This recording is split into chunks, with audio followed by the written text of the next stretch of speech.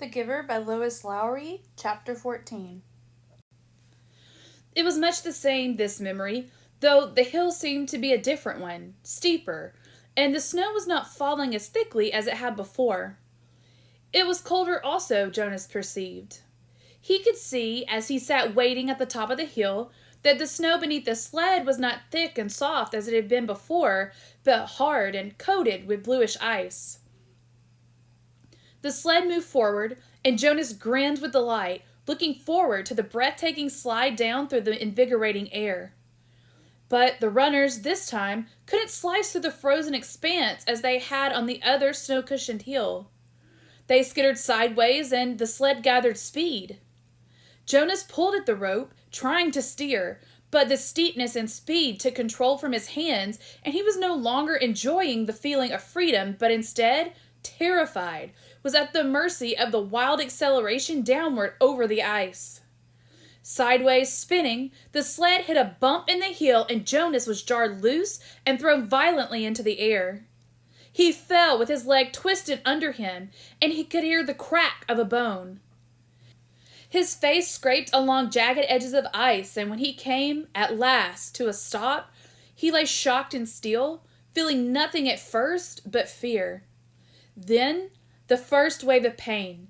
He gasped. It was as if a hatchet lay lodged in his leg, slicing through each nerve with a hot blade. In his agony, he perceived the word fire and felt flames licking at the torn bone and flesh. He tried to move and could not. The pain grew. He screamed. There was no answer. Sobbing, he turned his head and vomited onto the frozen snow. Blood dripped from his face into the vomit. "No!" he cried, and the sound disappeared into the empty landscape, into the wind.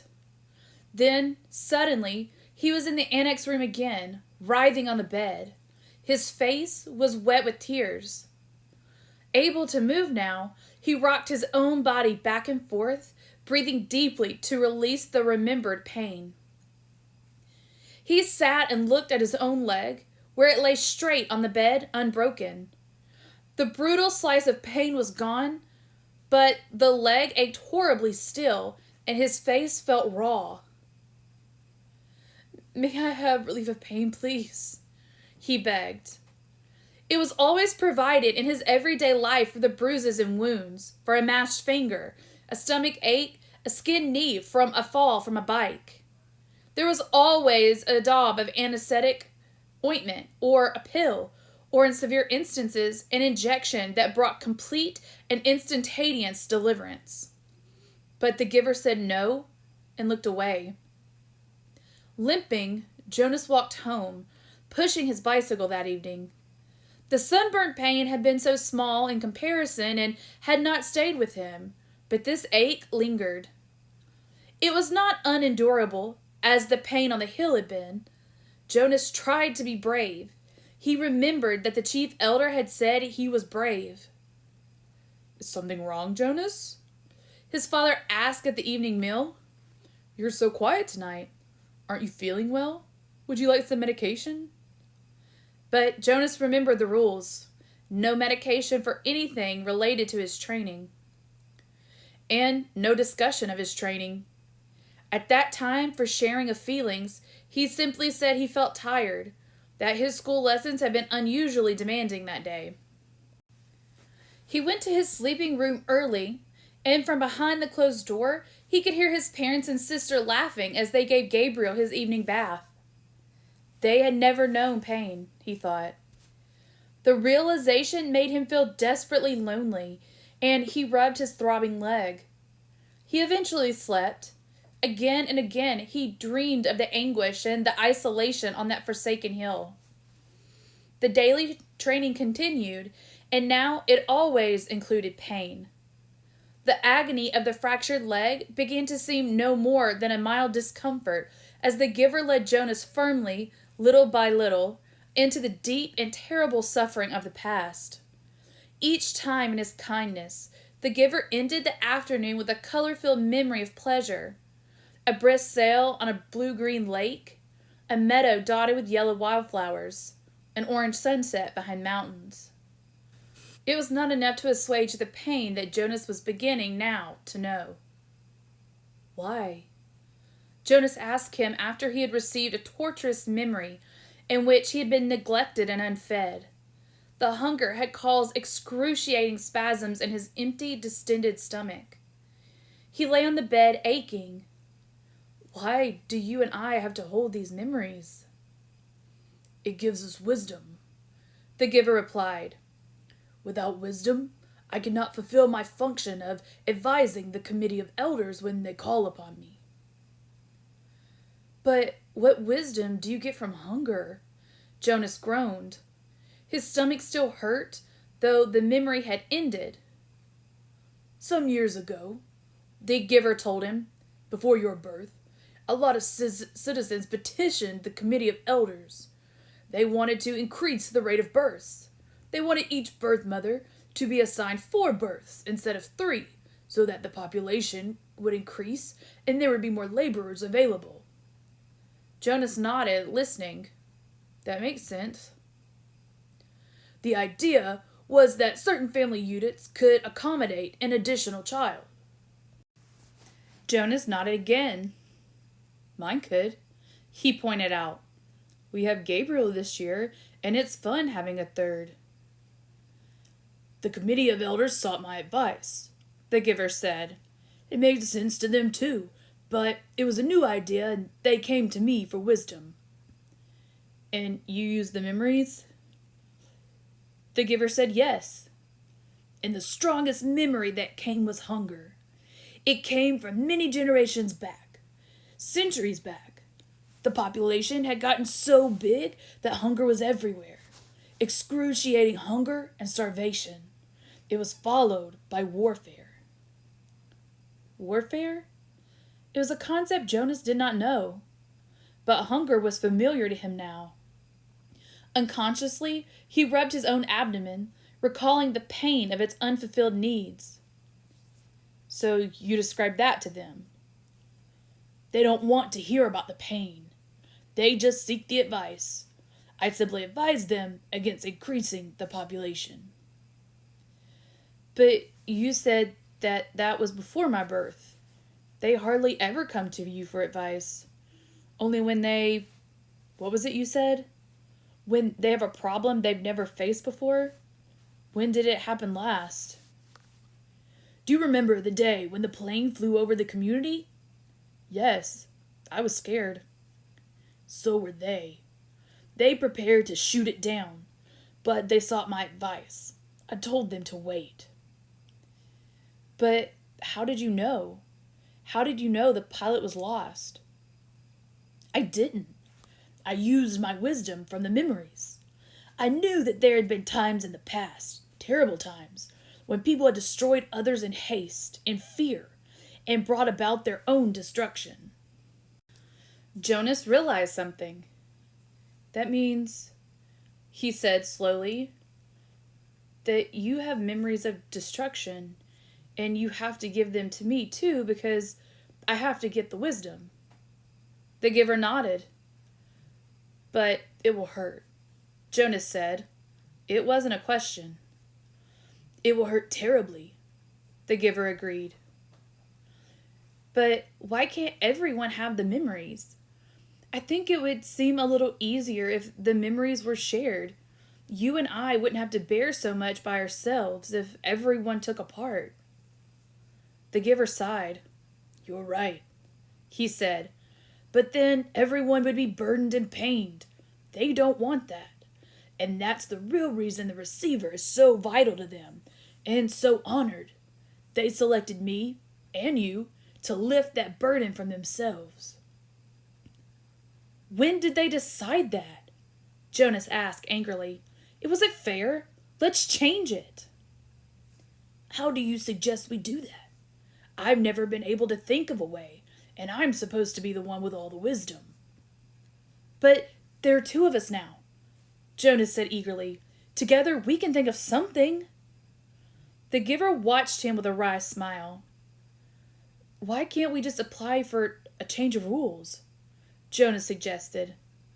The giver laughed. Then Jonas, too, chuckled reluctantly. The decision was made long before my time or yours, the giver said, and before the previous receiver, and... He waited.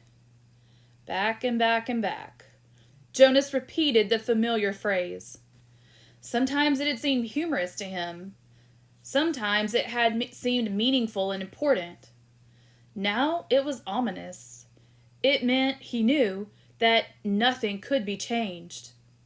The new child, Gabriel, was growing and successfully passed the test of maturity that the nurturers gave him each month. He could sit alone now, could reach for and grasp small play objects, and he had 6 teeth.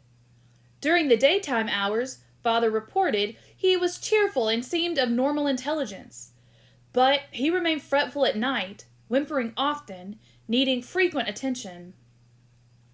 After all this extra time I've put in with him, Father said one evening after Gabriel had been bathed and was lying, for the moment, hugging his hippo placidly in the small crib that had replaced the basket.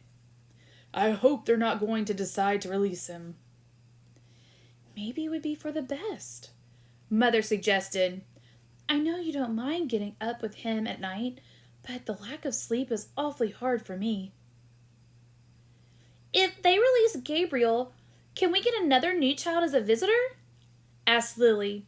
She was kneeling beside the crib, making funny faces at the little one who was smiling back at her. Jonas's mother rolled her eyes in dismay. No, Father said, smiling. He ruffled Lily's hair. It's very rare anyway that a new child's status is as uncertain as Gabriel's. It probably won't happen again for a long time. Anyway, he sighed, they won't make the decision for a while. Right now, we're all preparing for a release we'll probably have to make very soon. There's a birth mother who's expecting twin males next month. Oh dear, Mother said, shaking her head. If they're identical, I hope you're not the one assigned. I am. I'm next on the list. I'll have to select the one to be nurtured and the one to be released. It's usually not hard, though. Usually it's just a matter of birth weight. We'll release the smaller of the two. Jonas, listening, thought suddenly about the bridge and how, standing there, he had wondered what lay elsewhere. Was there someone there waiting who would receive the tiny released twin? Would it grow up elsewhere, not knowing ever that in this community lived a being who looked exactly the same? For a moment, he felt a tiny fluttering hope that he knew was quite foolish. He hoped that it would be Larissa waiting. Larissa, the old woman he had bathed. He remembered her sparkling eyes, her soft voice, her low chuckle. Fiona had told him recently that Larissa had been released at a wonderful ceremony.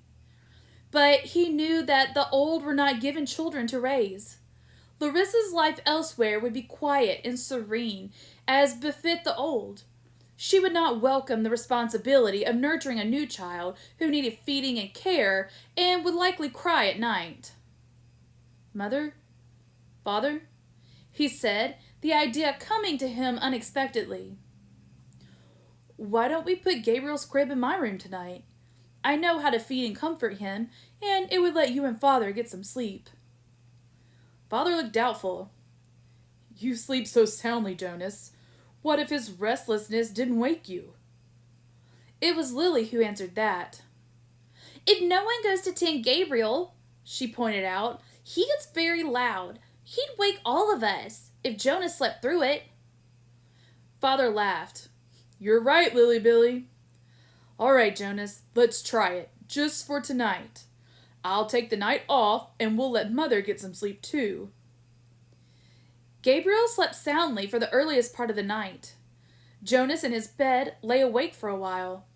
From time to time, he raised himself on one elbow, looking over at the crib. The new child was on his stomach, his arms relaxed beside his head, his eyes closed, and his breathing regular and undisturbed. Finally, Jonas slept too. Then as the middle hours of the night approached, The noise of Gabe's restlessness woke Jonas. The new child was turning under his cover, flailing his arms, and beginning to whimper. Jonas rose and went to him. Gently he patted Gabriel's back. Sometimes that was all it took to lull him back to sleep. But the new child still squirmed fretfully under his hand. Still patting rhythmically, Jonas began to remember the wonderful sail that the giver had given him not long before. A bright, breezy day on a clear turquoise lake, and above him the white sail of the boat billowing as he moved along in the brisk wind. He was not aware of giving the memory, but suddenly he realized that it was becoming dimmer, that it was sliding through his hand into the being of the new child. Gabriel became quiet. Startled, Jonas pulled back what was left of the memory with a burst of will. He removed his hand from the little back and stood quietly beside the crib. To himself, he called the memory of the sail forward again. It was still there, but the sky was less blue, the gentle motion of the boat slower, the water of the lake more murky and clouded. He kept it for a while, soothing his own nervousness at what had occurred, then let it go and returned to his bed. Once more, toward dawn, the new child woke and cried out. Again Jonas went to him. This time he quite deliberately placed his hand firmly on Gabriel's back and released the rest of the calming day on the lake. Again Gabriel slept. But now Jonas lay awake thinking. He no longer had any more than a wisp of the memory, and he felt a small lack where it had been. He could ask the giver for another sail, he knew. A sail perhaps on ocean next time, for Jonas had a memory of ocean now, and he knew what it was. He knew that there were sailboats there too, and memories yet to be acquired. He wondered, though, if he should confess to the giver that he had given a memory away. He was not yet qualified to be a giver himself, nor had Gabriel been selected to be a receiver. That he had this power frightened him. He decided not to tell. I hope you enjoyed chapter 14. Here are 4 questions for us to discuss. First question, what must a person face to gain courage and to grow? So in this chapter, when Jonas and the giver are talking, they talk a lot about how people don't want the pain that's associated with the good memories. They don't want to live anything but their placid, plain, simple, everyday life, the way it's always been. So Jonas starts to realize that we can't grow or gain courage if we keep doing the same thing. So what does he feel like a person must do or must face to gain courage and grow? Question number 2, why would the community want to get rid of identical twins? They like sameness, so why would they want to release one of the twins? So Jonas's father is talking about having to release a twin. They release identical twins. So why would they even do that? If they like sameness, they want everyone to be as much the same as possible. Why would identical twins not be exactly what they wanted? Why would they want to get rid of one? Question number 3. What does the giver's story about the elders wanting to increase the birth rate and his information that he gave them tell us about the community and the way they work? So the giver tells us that the elders came to him years before and wanted to increase the birth rate to gain more laborers. And the giver used his wisdom and his memories to ward them off against it. But he also tells us that they don't want to know why they shouldn't do it. They just want a yes or no answer. Yes, should we do it? No, should we not do it? So what does that tell you about the way that this community works? The fact that they always have to come to one person to find out if they should do something or not because they have no previous recollections of any bad choices. And why do they not want to know why they shouldn't do something? And question number 4, The giver tells Jonas that they had a receiver in the community for generations, and it has always been that way. By doing this, what is the community choosing between? So Jonas and the giver are having these like really deep conversations lately, and one thing they talk about is that there's always been a receiver, this one person to hold all of the memories for generations. It's always been that way. So what are they doing by choosing to have a receiver instead of everyone else also having some of the same memories? All right, so answer these questions. Let me know what you think, and I will see you back for chapter 15.